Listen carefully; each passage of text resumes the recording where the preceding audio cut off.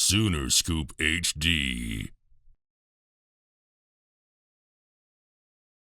Obviously, the big game for Jalen Hill on Friday night. I know you talked about it a little bit afterwards, but how big was that for him to go from his opening night performance to that, and how can he build on that going into these next couple games? You know, it's such a great lesson for all the young guys. You know, you talk about the concept of getting past mad, getting past sad.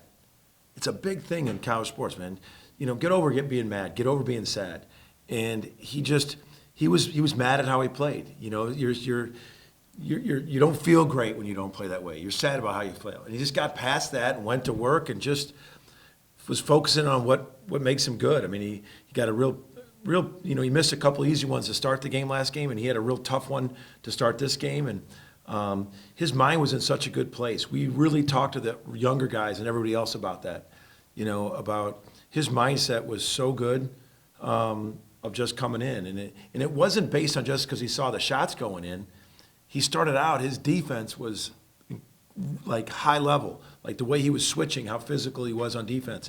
And that's what you do. And it was really important for us because he's a key player for us to play well. And it's also an example to everybody else that, like, man, if you don't play well, get past it. Let it go and come back to the next game. Well, it's been about 2 weeks since the assistant coach shakeup. Have you had any time to sort of try to decide where you might go? Yeah, I will be having another person. I'm close to being able to make a decision on it, but it just makes sense. In the next couple of days, I'll be able to really expand on that. But I am planning on bringing somebody in. And so, you know, you talked about Grant bringing himself into the games, and like you're trying to get everyone else involved. First 3 halves of the season. Is that a tough balance for him in terms of trying to be too aggressive and then also trying to get his teammates going? Yeah, it's a balance that point guards got to make. You know, they all got to make that. And but a newcomer, it's a little bit more. You're thinking about it a little more. And I think the more games he gets under the belt, the better. I thought he had a really good second half. And I didn't think he had a bad first half. Just a lot of opportunities didn't come his way.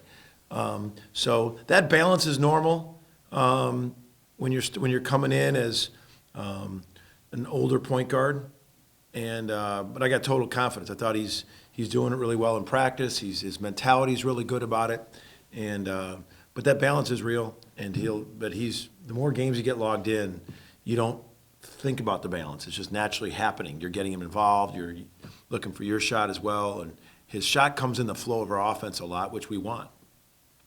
I think Grant maybe said it best about Tanner's performance, that he willed you guys, and it maybe didn't reflect on the scoring end of the stat sheet, the rebounds, the assists. What impressed you most about Tanner's performance Friday night? That will. We talked about the Sam Houston game, that like leadership's a transfer of belief. Like we talk about that in our lives, like, and the leaders as the players, they got to be like, man, we ain't losing this game. And I didn't feel that. I felt like we were up 14 and I got to let that game go. Forget that thing's over. But the game of the last game, Tanner was just like, he was loud at the timeouts. He was on the free throws, he was on the court. He was yelling stuff. He was going like, comes over to us like, hey, let's run this one action for Grant. He wanted to get Grant going. I mean, that's leadership. That's leadership. His passion, he went and he was protecting the rim. Got undercut one time and landed like 2 hard lands, got up.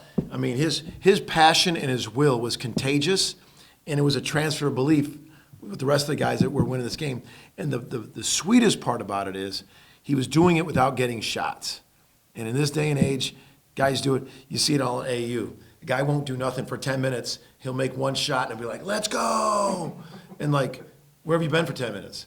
You know, and Tanner wasn't getting a lot of shots, 3 for 3 of the ones he got, but he was hyped over the defensive stops, over the reboundings, over someone else scoring. That is real. That's real emotion, real will, not fake ones when a guy like I just said, 20 minutes, nothing, all of a sudden he makes one shot and he looks like he's been locked in for 20 minutes. Talk about putting Sam Houston behind you. Sleep better Friday night? No. No, it's just your mind starts going to the next one. I mean, literally, it was that night my staff and I were talking about Wilmington, and but it's that time of year. You know, you do. And I say that jokingly.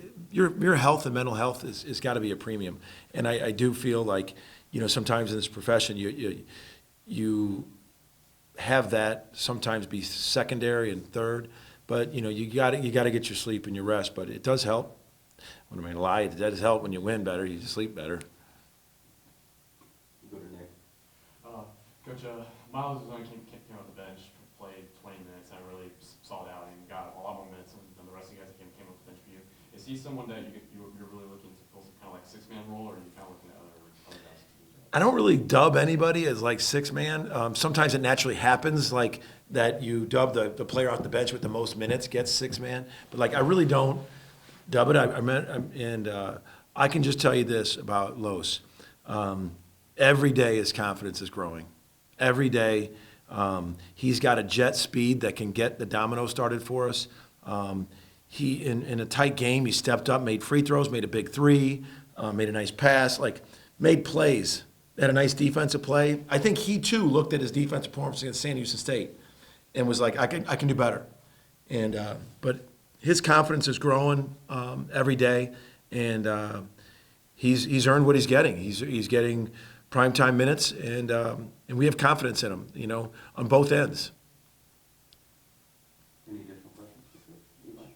I guess with Joe, what have you seen of his first, 80 minutes playing for you in competitive games, and also then what can he do, or what do you think he needs to grow on to expand that? What I've seen with Joe is a really good attitude, a really good want to get better, to get on the floor, and I see a bigger. I think he has a big room to improve and get on the floor and produce more. Joe's always been a scorer in his life. He had some opportunities last game. It didn't go his way, but I didn't think it affected his defense. I thought Joe played really hard on defense. I thought he did some things, and I think the more comfortable. I think sometimes new guys they press a little bit, but what I see from Joe is a great attitude. I see him working hard every day, watching extra tape on his own. The remedy for Joe is going to be to see some of these shots fall for him. You're going to see that confidence come back and see some shots fall. That's when I think that's what the doctor's going to order for Joe. Good, Bob. I asked you this last year, we'll go again. Do you have any planned red shirts for this year? In the age of the portal, can you red shirt people? Is that still? It's interesting you asked that question. We've been talking about it for about 72 hours. We'll see. Not ready to make any final decisions yet, but it is that time of year where it is hard because you redshirt a kid and then he leaves. I've had so much success in my career with sitting out guys and developing them and getting them better. It's just a lot of people don't want to do it now. Or some coaches are hesitant, like why, and then they leave. I don't know. I've been going on both sides of it. I still I believe it's really good. If you're not going to get your minutes, it's really good. So haven't made the decision yet. Bouncing around the idea, and we'll know shortly if we're going to do it. Porter, you mentioned Wilmington just a little bit ago. Just wanted to ask you Yeah. what you see from them, and after getting the first one of the season on Friday, what are a couple things you can build on Tuesday? Well, Wilmington, they've played two games. The game against Carolina, they were toe to toe. They were right there. And the thing that sticks out to me is, I think they had 16 or 17 offensive rebounds against one of the longest teams in the country. And the next night they did the same thing. So they're averaging 16 and a half, I think, offensive rebounds a game. That's a lot of extra shots. They're really sound defensively. They're long. They do a lot of really good things. Really sound defensively. We can't have a high number of turnovers and then give them 17 extra possessions. I mean, I don't care what you say. You watch Carolina with Baycoat and Nance, and they're 7 foot, 6'8", and they still got it 17 rebounds. They go after the glass hard. They got a great combination of some really quick guards with some long wings, so we've got to take care of the ball. We just can't give as many extra possessions. We dropped the number in turnovers. We got to keep that thing going so it hopefully gets 10 or below. And then we got to rebound. We got to rebound against Wilmington. Jason? I know you kind of talked about in the past about creating efficient looks. You guys shot 21% from range last game. What are you guys continuing to do to build on that efficiency as you move forward? Just to continue to, get reps in practice, build their confidence. And then you're trying as a coach, are you getting good shots? Are they good or are they okay? And been working a lot on spacing the last couple days. Really working on spacing and ball movement is pretty much an everyday focus for us. Not settling, but I want a quicker pace. I thought we have this thing called DCOs, our defense creates offense, and we got shirts made. And I thought we had way more DCOs that turned into baskets. We showed them on film, but we got guys that can shoot it, and we're going to shoot better. You got to keep putting them in good positions to make good shots. Got to let them know when it's a good shot or change it one more. That's all part of the process, and the more games you got, the more sample size you got. Obviously, you're looking at practices and you're working on it. But we got guys that can shoot it. They got to step in with confidence, and they got to share it and move it, and space it, space it. To kind of follow up on that, do you think that comes through? I know you talked about getting your guards more downhill. Will that come with getting your guards more guards within the lineup, or do you think it's just something that comes with ball movement? I think CJ can go downhill too. If he's in the lineup, Los, Bijan, got to get Bijan going. Grant.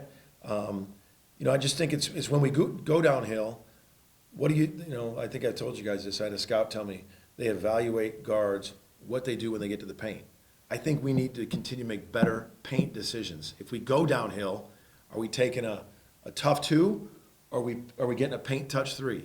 And I think we just got to set each other up better. And I'm continuing to show that our staff has got to continue to show them spacing, setting each other better when we do go downhill. But there's no question, none, especially with defenses the way they are nowadays with scouting. You need guys that can get downhill, that can create what we call a domino, a chain of rotations. And Los has been a guy that can definitely do that.